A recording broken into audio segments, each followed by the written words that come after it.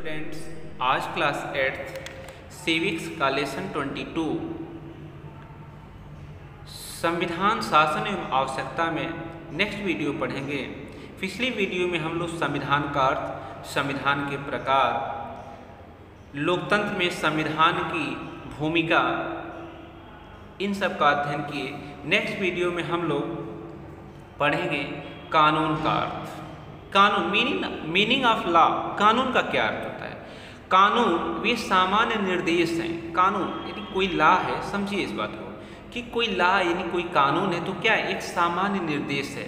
जैसे रोड पे left side चलना है, हेलमेट लगा के चलना है, तो हेलमेट लगा के चलना है, क्या है? निर्देश है। अगर जो उस कानून का पालन कर रहे हो तो अच्छा है, नहीं कर रहे हो तो फिर उसको पेनाल्टी आपको देना है। कानून वे सामान्य निर्देश हैं जो समुदाय के आचरण हेतु बनाए जाते हैं तथा जिनका पालन न करना सरकार या अन्य किसी सत्ता द्वारा दंडनीय होता है। मतलब कानून वे सामान्य निर्देश हैं, कानून वे सामान्य निर्देश हैं जो किसी समुदाय यानी ये जो सोसाइटी है उसके आचरण के लिए बनाया जाता है कि भाई ऐसा करना है, ऐसा करेंगे तो सभी लोग खुशहाल रहेंगे, सब सुचारू रूप से अपना कार्य कर लेंगे। अगर जो इसका कोई पालन नहीं कर रहा है या पालन न कराना, जिनका पालन न करना सरकार या अन्य किसी सत्ता द्वारा दंडनीय होता है। अगर जो उस कानून का पालन नहीं कोई कर रहा है तो सरकार या जो भी निर्धारित है, जो भी नियुक्त है उसके लिए, उसके द्वारा वह दंडनीय होगा। अर्थात वे संकल्पनाएं या नियम जो सुनिश्चित, अपरिवर्तनीय तथा अस्थायी रहते हैं कानून कहलाते हैं। वे संकल्पनाएं या नियम जो सुनिश्चित, अपरिवर्तनीय तथा अस्थायी रहते हैं कानून कहलाते हैं।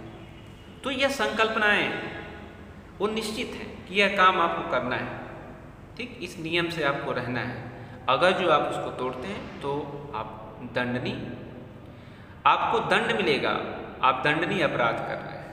तो कानून की आवश्यकता भाई क्यों पड़ी? कानून की आवश्यकता क्या है? कानून की आवश्यकता क्यों पड़ी? कानून की आवश्यकता इसलिए पड़ी कि सोसाइटी को, समाज को सुचारू रूप से जीने के लिए कोई नियम होने चाहिए, नहीं तो समाज में अराजकता फैल जाएगी। इसलिए कानून की आवश्यकता पड़ी। जैसे शांतिपूर्ण जीवन व्यतीत करने के लिए, यानी समाज शांतिपूर्ण जीवन व्यतीत करे तो इसके लिए क्या है? कोई कानून चाहिए, कोई नियम चाहिए, कोई लॉ चाहिए, नहीं तो सब अपनी मनमानी काम करने लगेंगे, समाज में अराजकता रहे, फैल जाएगी। कानून समुदाय के नागरिक जीवन को नियमित करते हैं। कानून जो होता है समुदाय के जो नागरिक जीवन है, नागरिकों का जो जीवन है उसको नियमित करना है कि एकदम नियम से काम करना है, ऐसे यह कार्य करना है, ऐसे यह करना है, ट्रेन से जाना है तो टिकट लेना है, ठीक है। अगर जो रूल्स है कि जो गेट बना हुआ है, अगर जो ट्रेन आ रही है तो ट्रेन क्रॉस हो जाए तो ही हमें पार करना है। अगर जो नियम हम तोड़ रहे हैं तो फिर हम अपराधी। तो यह नियम जीवन को नियमित करने के लिए बनते हैं। कानून समाज को सहज रूप से चलने के लिए आवश्यक है। कानून समाज को सहज रूप से चलने के लिए आवश्यक है। अगर जो कानून नहीं रहेगा तो समाज आराम मतलब सहज रूप से नहीं चल सकता है। उसमें सबकी अपनी अपनी मर्जी रहेगी, सबके कार्य करने का तरीका अलग रहेगा। तो कानून जो है समाज को सहज रूप से चलाता है। समाज में व्याप्त कुप्रथाओं को समाप्त करने के लिए कानून आवश्यक, जैसे सती प्रथा, बाल विवाह, विधवा विवाह, मजदूरों के लिए जो कानून है, जो निम्न वर्ग के लिए छुआछूत से संबंधित जो कानून है। तो समाज में व्याप्त जो कुप्रथाएं हैं उनको भी समाप्त करने के लिए कानून की आवश्यकता है। कानून बना करके समय समय पर उनको समाप्त कर दिया जाता है। तो कानून समाज के लिए, व्यक्ति के लिए, राष्ट्र के लिए, सबके लिए आवश्यक है। बिना कानून के हम कोई कार्य नहीं कर सकते। अगर जो हम करते हैं तो उसमें अराजकता फैल जाएगी। अब देखिए संविधान की प्रस्तावना। अब आइए देखते हैं कि कॉन्स्टिट्यूशन की जो संविधान है हमारे देश का, उसकी प्रस्तावना क्या है।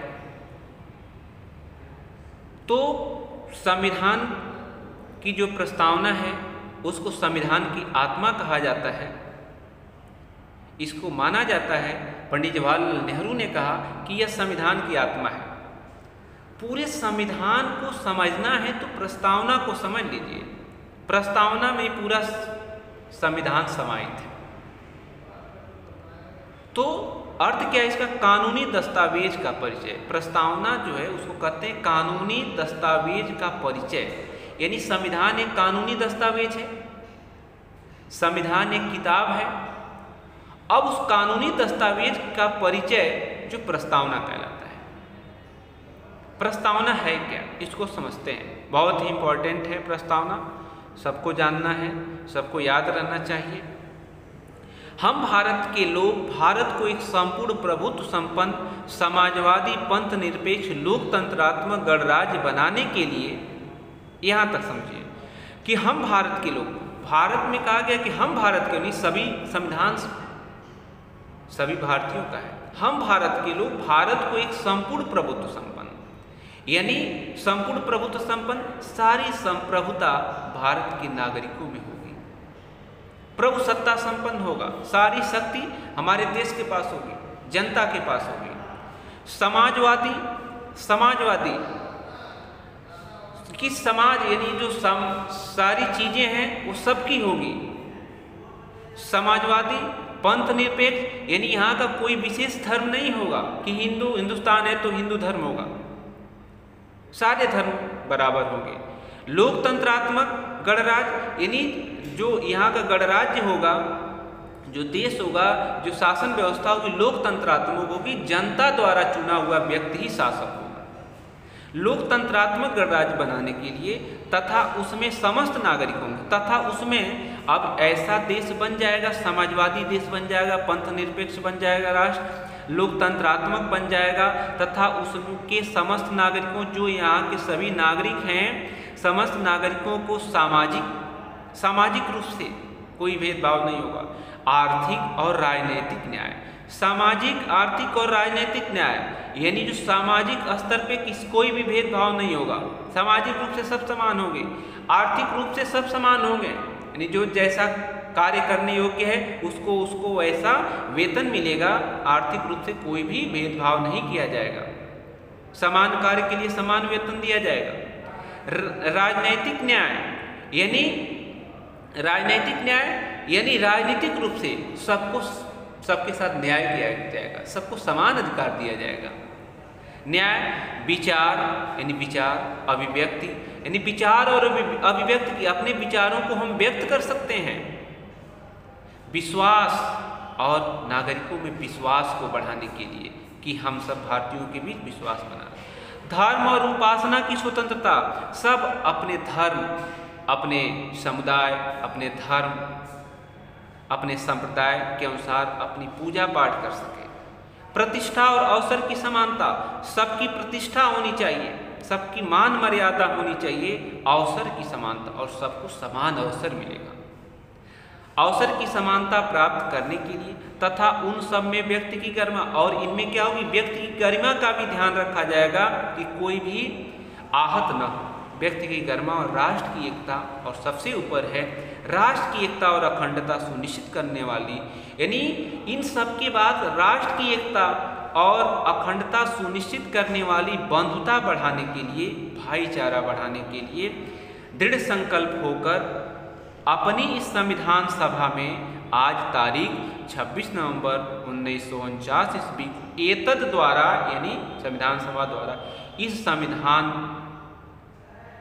संविधान को अंगीकृत, अधिनियमित और आत्मार्पित करते हैं। यह संविधान की प्रस्तावना है। यह आत्मा है संविधान की। जब संवैधानिक मुद्दों पर कोई बहस होती है, जो चीज़ें संविधान में जिसकी व्याख्या नहीं की गई है, तब सुप्रीम कोर्ट जो है, जो संविधान का रक्षक है, वह इस प्रस्तावना के आधार पर ही, इस संविधान की प्रस्तावना के आधार पर ही उसकी व्याख्या करता है।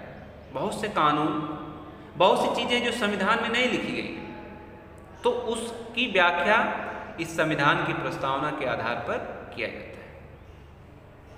इस वीडियो में बस इतना। नेक्स्ट वीडियो में हम लोग इसके आगे पढ़ेंगे।